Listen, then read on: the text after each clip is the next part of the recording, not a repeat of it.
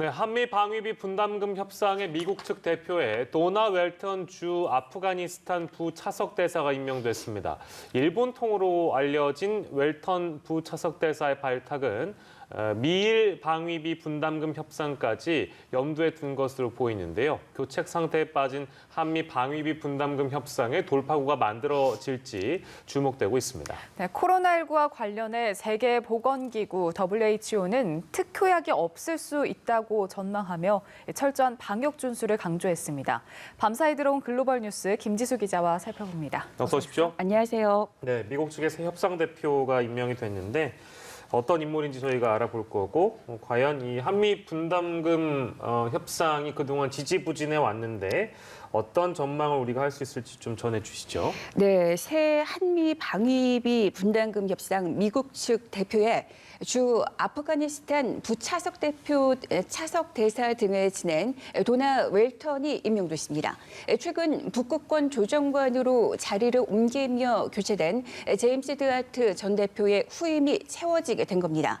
이에 따라 장기 교책 상태에 빠진 한미 방위비 분담금 협상에 어떤 영향을 줄지 주목되고 있습니다. 웰턴 신임 협상 대표는 한국과의 방위비 분담금 특별협정과 주일미군 주둔경비 분담 등 특별협정 등 미국의 모든 방위 협력 및 분담금 협상과 관련해 드하트 전 대표가 하던 일을 맡게 됩니다. 일본에 대한 이해가 깊은 일본 통으로 평가되는 웰턴 신임 협상 대표 인선은 곧 본격화될 일본과의 방위비 협상도 염두에 둔 포석으로 보인다는 관측이 나오고 있습니다. 새 협상 대표의 임명으로 한미 방위비 협상이 재개될 가능성이 제기되는 가운데 대선 국면에서 미국의 증액 압박이 더 커질 수 있다는 전망도 나오고 있습니다. 네, 한미 방위비 분담금 협상 난항에도 불구하고요. 한미 동맹에 대한 우리 국민들의 신뢰는 거의 변화가 없다. 이런 여론조사 결과가 나왔다고요. 네, 미국의 그 여론조사 전문 싱크탱크인 시카고 국제문제협의회가 지난 6일 한국 시정인 1,000명을 조사한 결과입니다. 한미동맹을 지지한다는 응답은 90%로 지난해 12월 조사 때 92%와 거의 비슷했습니다. 한미동맹을 반대한다는 응답도 같은 기간 7%에서 8%로 큰 변화가 없었습니다. 주목할 부분은 한미동맹이 상호 수혜적이라고 생각하는 사람일수록 이 문항에 대한 긍정적인 답변이 많았다는 점입니다.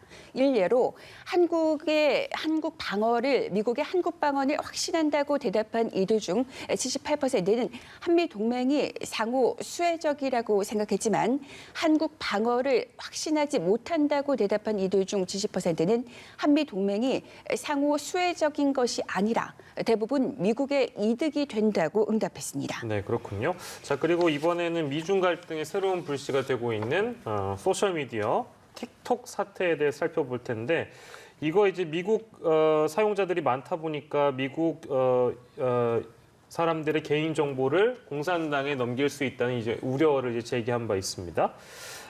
아무튼 현재까지 상황이 좀 어떻습니까? 네, 트럼프 대통령은 틱톡의 미국 사업 매각 추진과 관련해서 마이크로소프트나 다른 미 기업이 틱톡을 사더라도 상관없다며 승인 의사를 밝혔습니다. 그러면서 거래는 9월 15일 이전에 이뤄져야 한다고 말했습니다. 그렇지 않을 경우 틱톡 사업은 문을 닫게 될 것이라고 했습니다. 이런 가운데 틱톡 모회사가 본사를 중국 베이징에서 영국 런던으로 옮길 수 있다는 영국 언론의 보도가 나왔습니다. 보도에 따르면 영국 정부가 틱톡의 모회사인 중국 바이트댄스의 본사를 런던에 설립하는 방안을 승인했다는 겁니다. 이와 관련해서 이르면 내일쯤 공식 발표가 있을 수도 있다고 전했습니다. 이번 결정으로 존슨 영국 총리가 트럼프 대통령과 대립하는 위험을 각오해야 할 수도 있다는 분석도 나왔습니다. 네. 존폐 위기에 놓인 틱톡의 운명에 시선이 쏠리는 가운데 틱톡 모기업 바이트댄스의 창업자는 가장 좋은 결과를 내기 위해 밤낮 없이 일하고 있다고 말했습니다. 장이밍 바이트댄스 CEO는 한 과학기술업체와 협력 방안에 대해 논의해서 틱톡이 미국 이용자에게 계속 서비스할 수 있도록 하는 방안을 만들 것이라고 밝혔습니다. 다만 마이크로소프트의 이름을 직접 거론하진 않았습니다. 미국이 틱톡 사용 금지를 추진하자 중국 정부가 이를 중단하라며 강력히 반발했습니다. 왕원빈 중국 외교부 대변인은 미국 측이 국가안보 개념을 넓혀서 아무런 증거도 제시하지 못한 채 틱톡을 유죄로 추정하고 협박하는 것은 시장경제 원칙에 위배된다고 지적했습니다. 알겠습니다. 네, 이번에는 전 세계 코로나19 상황 살펴보겠습니다. 먼저 전 세계 발생 현황부터 정리해 주시죠. 네, 오늘 오전 통계 사이트 월드 오미터 기준으로 전 세계 누적 확진자는 1,841만 명을, 누적 사망자는 69만 명을 각각 넘어섰습니다. 확진자가 가장 많이 발생한 미국은 누적 확진자가 485만 명을 넘어섰습니다. 세계 곳곳에서 코로나19 백신 개발이 한창인 가운데 세계보건기구 WHO는 코로나19에 대한 특효약이 없을 수도 있다고 전망했습니다. WHO는 효과적인 백신을 희망하고 있다면서 그러나 현재로서는 특효약이 없고 앞으로도 없을 수 있다고 밝히면서 손 씻기 그리고 사회적 거리 두기, 마스크 착용 등 방역 수칙 준수를 다시 한번 강조했습니다.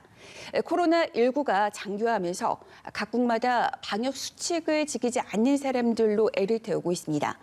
미국 뉴욕에서는 주말마다 사회적 거리 두기를 무시하는 불법 파티가 벌어지고 있습니다.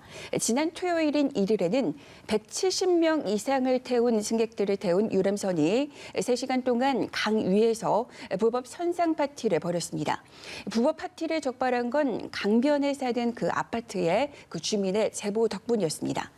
노르웨이에서는 모든 크루즈선에서 하선을 14일간 금지하기로 했습니다.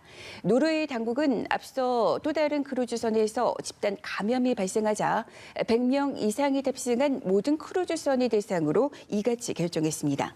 싱가포르에서는 10일부터 싱가포르 입국 이후 지정시설이 아닌 곳에서 자가 격리를 하는 모든 이들에게 전자추적장치를 착용시킵니다.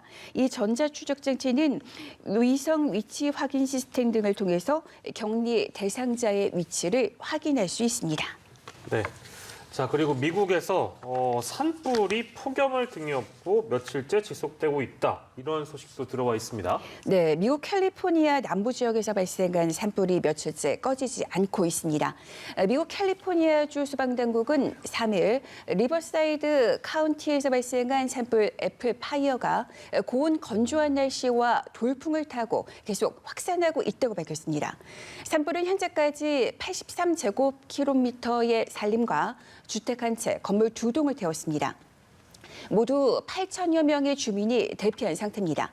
인명피해는 아직까지 보고된 게 없습니다. 네. 당국은 2,000명이 넘는 소방관을 도입하고 비행기와 헬기를 동원해서 진화에 나섰지만 불길은 잘 잡히지 않고 있습니다. 산불의 원인은 아직 밝혀지지 않았습니다. 네, 미국에서는 산불 소식이 들어와 있고 또 우리나라도 며칠째 많은 비가 내리고 있는데 중국 상황도 좋지 않다면서요? 네, 중국도 큰 비가 이어지고 있는데요. 특히 양쯔강 유역 그 홍수 통제의 핵심인 산샤댐이 여전히 높은 수위를 유지하고 있습니다. 산샤댐 수위는 어제 오후 161.02m를 기록했습니다. 댐은 지난달 18일 홍수로 인해서 수위가 164.5m 수준으로 올라갔는데 당시에 최고 수위였던 175m와 10.5m밖에 차이가 나질 않았습니다. 게다가 양쯔강 상류인 스촨본지 서부에 비 예보가 있어서 그 댐 주위는 여전히 긴장을 놓을 수 없는 상황입니다. 더 큰 우려는 지난 주말 태풍이 하이난, 광둥, 광시성에 비를 뿌린 데 이어서 또 다른 태풍이 동남부 지방에 상륙할 전망이라는 겁니다. 이번 태풍으로 내일까지 저장성 동남부에 최고 200mm를 비롯해 부젠성과 대만에 많은 비가 예보된 상태입니다. 네, 다양한 소식도 오늘도 만나봤습니다. 지금까지 글로벌 브리핑 김지수 기자였습니다. 고맙습니다. 고맙습니다.